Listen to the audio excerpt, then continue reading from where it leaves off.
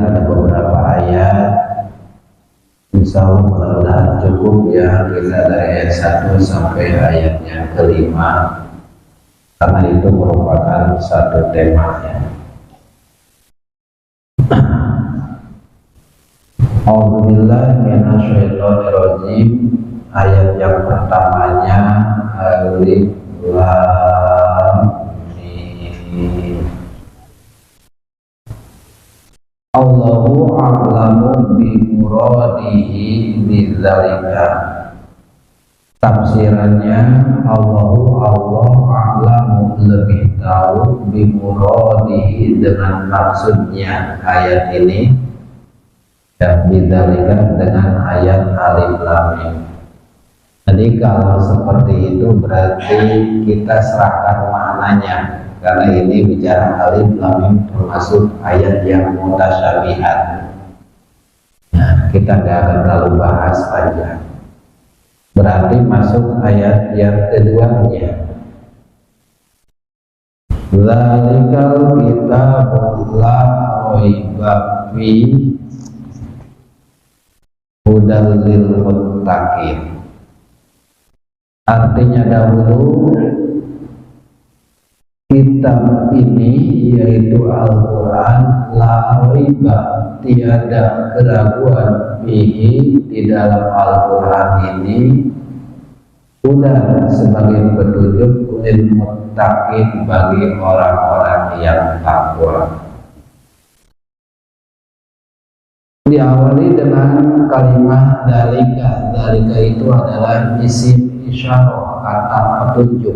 Nah, di dalam bahasa Indonesia pun ada kata petunjuk tuh, ada ini, ada itu.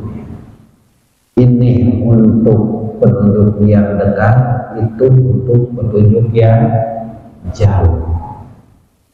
Nah, di dalam bahasa Arab pun ada ya. Dalam bahasa Arab itu ada juga ini dan itu. Kalau ini ada untuk laki-laki mudzakkar, hadhihi itu untuk perempuan, artinya ini. Kalau jauh itu dzalika untuk mudzakkar laki-laki, tilka itu untuk perempuan. Nah, tetapi di sini pakai lafaz dzalika, tapi mananya mana dekat. Kalau melihat bahwa dzalika di sini nggak diartikan itu, tapi artinya ini. Ya harusnya kan hadzal kitab. Kalau artinya ini mah, tapi ini pakai dzalikal kitab, tapi diartikan nggak dengan kitab itu, tapi kitab ini. Apa maknanya? Ternyata di dalamnya satu ada makna takzim, pengagungan. Artinya Allah Subhanahu wa taala mengagungkan terhadap Al-Qur'an. Berarti kita pun harus mengagungkan Al-Quran ini. Dan mengagungkan Al-Quran itu bukan sekedar kita tempatkan di lemari paling atas, dikunci, akhirnya enggak dibuka-buka. Awet itu Quran tuh ya. Khawatir pengagungannya itu kalau jatuh maka astagfirullahaladzim gitu ada dibaca. Coba awali dari cinta itu dengan sering membacanya. Perintah awal Al-Quran itu adalah iqra, bacalah. Berarti ketika kita cinta terhadap Al-Quran pun harus sering dan rajin membaca. Mudah-mudahan kita pun termasuk orang yang rajin membaca, karena di dalam satu huruf akan mendapatkan 10 kebaikan. Nah, dari rajin membaca ini nanti insya Allah akan muncul, kita berusaha untuk memahaminya. Dari memahaminya akan muncul juga sikap nanti untuk mempraktekannya atau mengamalkannya. Karena yang paling baik adalah orang yang belajar Quran kemudian juga dia mengamalkannya. Nah, itu bentuk pengagungan kita terhadap Al-Quran.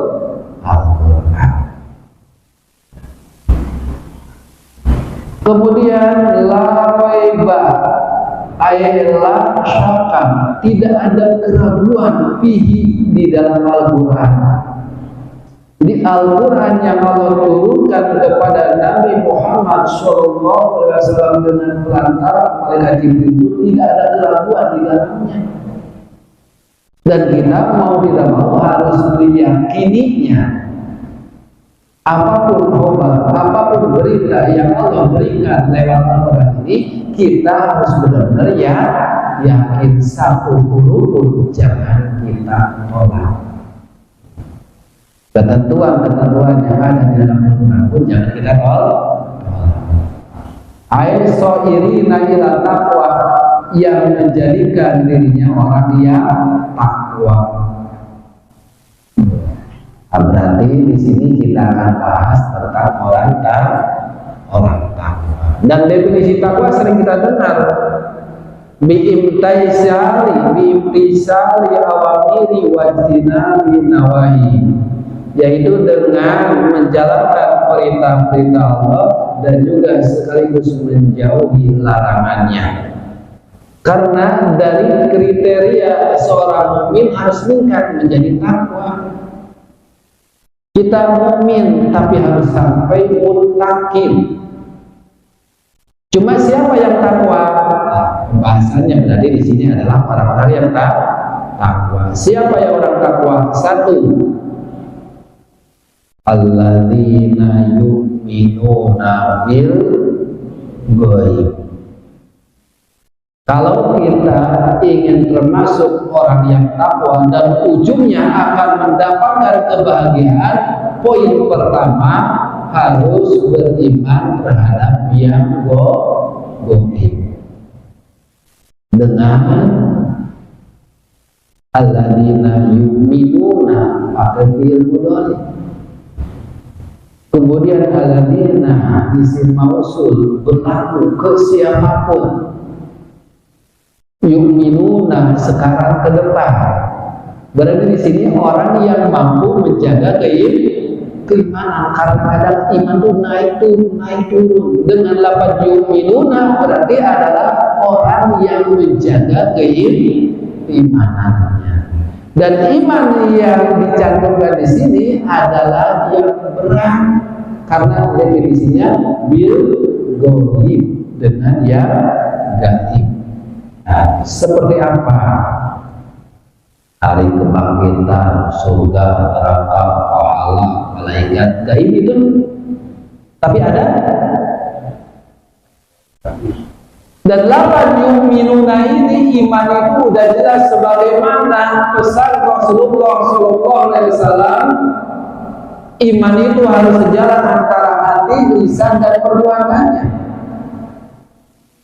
Sering kita mendengar ya di dalam hadis yang tercatat dalam kitab Tanqihul Qaul Sarahul Babul Hadis, itu ada di dalam bab yang kelima, hadis nomor pertama riwayat dari Ibnu Majah, bahwa Rasulullah SAW pernah bersabda, al-iman, iman itu huwa ma'rifatu bil qalbi.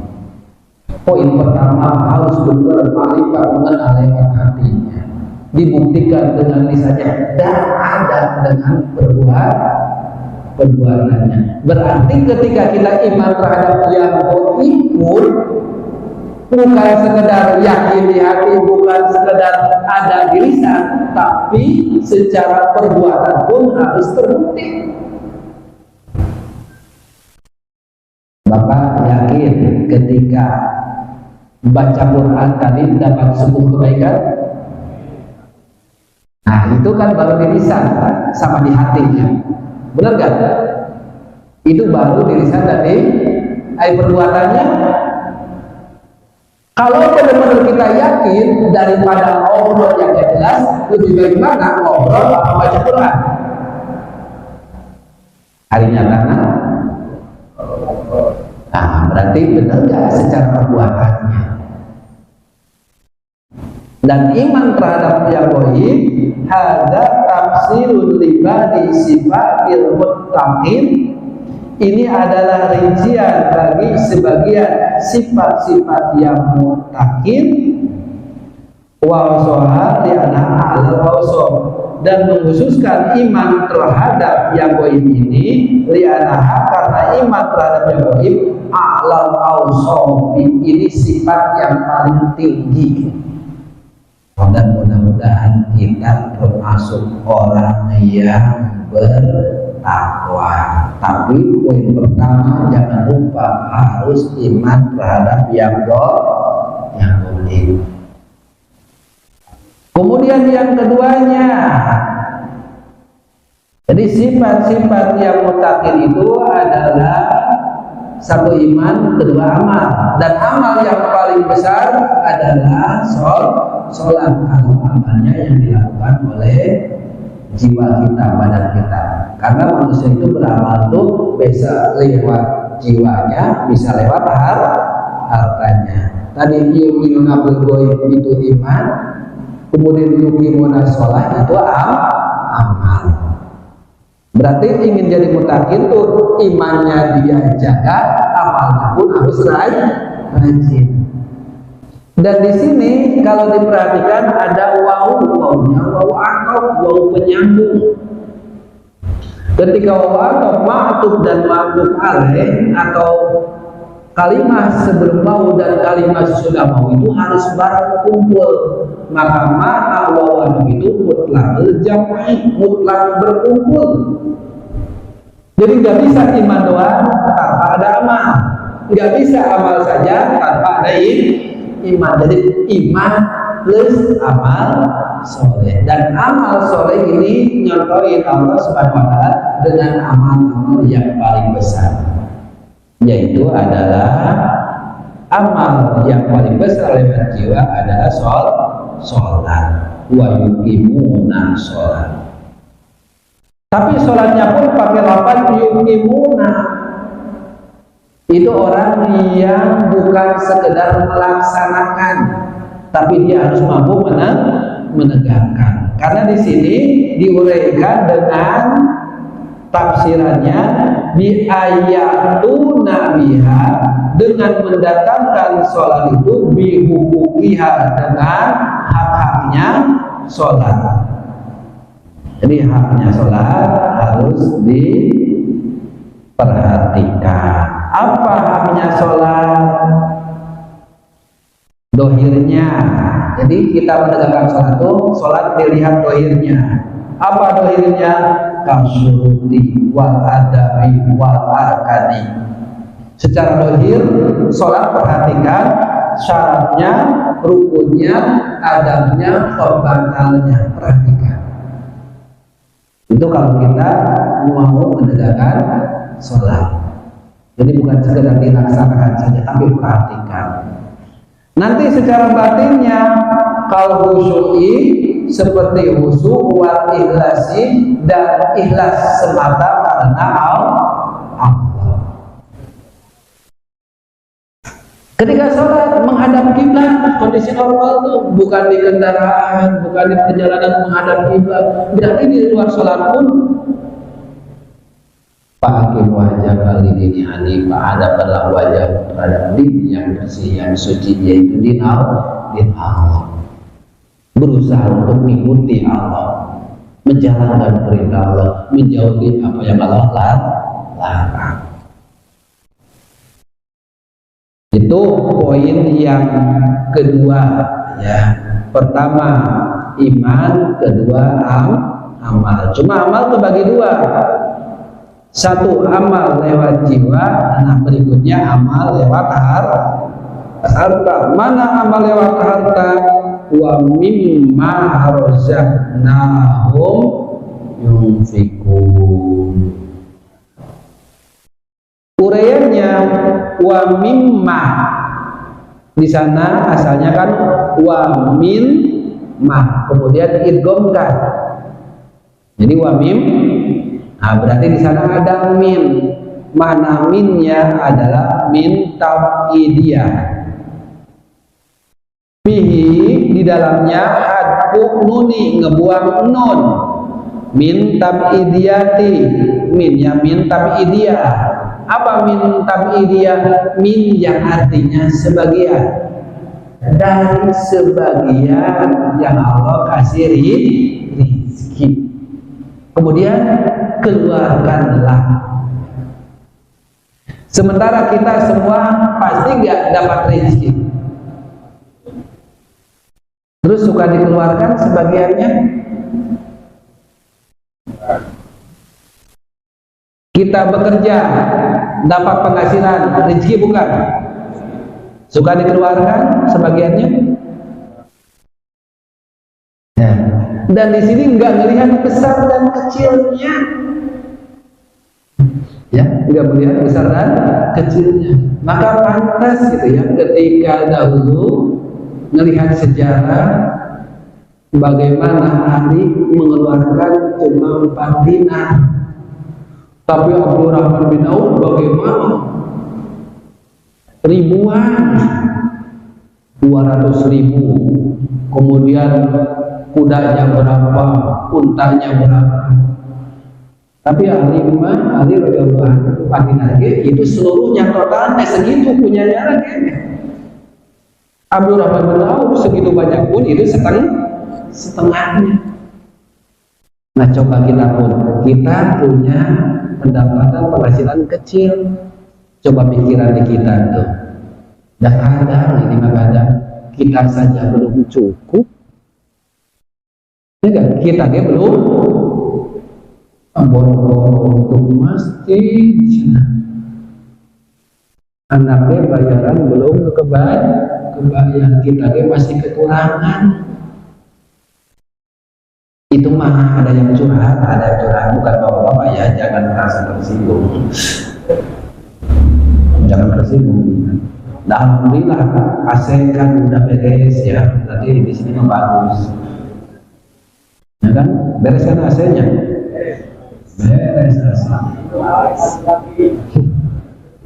Oh, di sini kesadarannya udah muncul. Masjid saja kan sebentar mungkin masjid. Alhamdulillah ya.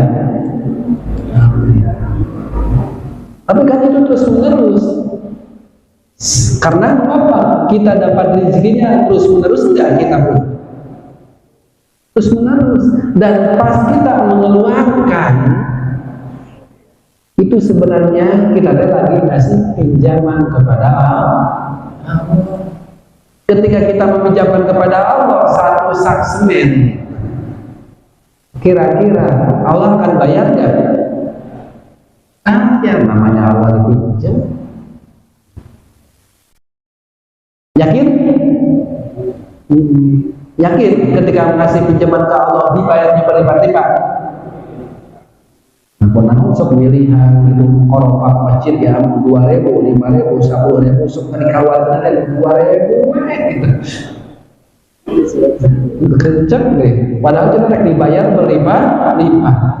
Coba kalau benar-benar yakin secara amal dibayar berlipat-lipat, ada 50.000, ada 100.000, ada 2.000, 5.000, mana yang akan dikeluarkan?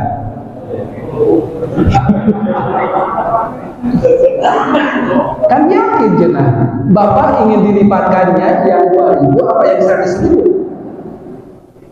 Ari pengen yang dilipat-lipat itu yang 100.000, ari ngaluarkeun anak 2.000. Eta teh urang mana gitu teh. Kurang pantas. Nah, mudah-mudahan ke hal-hal yang sederhana. Kita nggak perlu bicara orang lain, kita memang. Yang khawatir seperti itu saya gitu. Karena di sini amal yang lewat dan keluarkannya nggak banyak. Waktu dikotir mau keluarkanlah ketika mengeluarkan harta 1/4/10. Berapa 1/4/10 teh? 2,5 persen keluarga. Terus kita bandingkan nih, kira-kira banyakan mana ya? Harta 2,5%. Kalau jiwanya berapa persen kita? Coba hitung-hitung jiwa supaya malu kita tuh jiwanya. Kalau harta udah kita sering 2,5%. Kalau mengeluarkan, ya kalau enggak ya kalau alam. Sekarang jiwa, sehari semalam kita hitung pakai menit ya, karena ibadah rata-rata pakai menit ya. Ada yang sholat pakai jam, sama sholatnya 2 jam, pakai menit paling ya. Maka kita hitungnya menitan sehari semalam berapa menit? 24 jam kali 60 menit ya. 1440, 1440 itu sehari semalam. Nah, kita sholat berapa menit? Berapa kali sholat?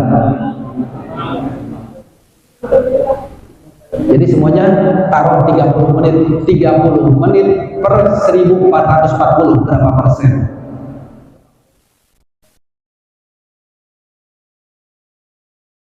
Ditambah ngaji sajam teh samingguan. Perasaan lama sejam seminggu saja. Seharinya berapa menit ngaji gitu? Baca Quran berapa menit? Coba hitung. Itu masih jauh ke 2,5%. Itu ibadah yang dilakukan oleh jiwa kita. Kirimah baru sholat malam bisa 11 rakaat gitu, walaupun sholatnya pendek-pendek merasa puas. Coba kalau kita enggak memulai dari diri kita, siapa lagi?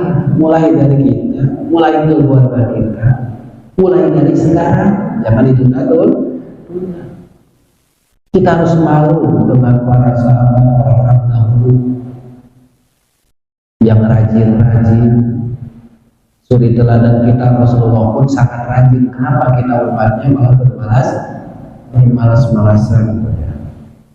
Itu iman terhadap yang gaib, kemudian sholat, kemudian infak. Berikutnya, walladzina yu'minuna bima unzila ilaika wa ma unzila min qablik. Iman terhadap apa yang diturunkan kepadamu, yaitu Rasulullah, Al-Quran, dan yang diturunkan kepada sebelum engkau, yaitu Taurat, Injil, Zabur, Wahyu, dan selain itu yaitu suhuf yang isinya sama. Berarti disuruh kita juga iman terhadap Al-Quran dan kitab sebelum Al-Quran. Injil harus iman, harus, tapi bukan Injil yang sekarang. Injil yang dahulu. Dengan bagaimana? Tadi kembali iman ke kitab, iman Al-Quran pun di hati, di lisan, dan amalnya. Berarti iman kepada Al-Quran, semua yang ada di dalam Al-Quran kita jalankan. Ketika itu perintah, kita tinggalkan. Ketika itu larangan. Dan yang terakhir, ciri yang pertama itu adalah sifatnya wabil akhiratihum yuqinun, terhadap hari akhir dia meyakininya. Yang yakin bagaimana? Secara amal juga. Ini bukan hari akhir tentang kiamat saja. Kita hari akhir diri kita sendiri, yaitu kematian, termasuk orang yang harus yakin. Yakin kematian bisa datang kapanpun? Yakin malam ini bisa datang? Nah, berarti rajin baca Quran di habis ini. Soalnya nanti aneh. Yakin malam ini kita bisa meninggal? Yakin, tapi pulang dari sini nongkrong ngobrol. Ini nongkrong ngobrolnya tentang nilai agama, ada manfaat atau silaturahmi. Ya mau ngobrol, main gaplek. Nah, berikutnya ulaika ala hudan min rabbihim wa ulaika humul muflihun. Mereka lah orang-orang yang mendapat petunjuk dari Allah, dari Rabb-Nya, dan mereka lah orang-orang yang mendapatkan keberuntungan. Jadi kalau kita ingin beruntung, sifat-sifat muttaqin ini harus ada di dalam diri kita. Jadi ayat 1 sampai ayat kelima ini bicara tentang orang yang takwa, sifat-sifat orang yang takwa. Jadi iman ke gaib, poin yang pertamanya yuqimuna sholat, kemudian mimma razaqnahum yunfiqun, iman terhadap kitab, dan yakin terhadap yaumul akhir. Semuanya itu di hati, lisan, dan perbuatan. Insya Allah paham? Paham ya? Apa itu? Singaparna? Singaparna. Mungkin sampai di sini. Nanti kalau ada pertanyaan setelah doa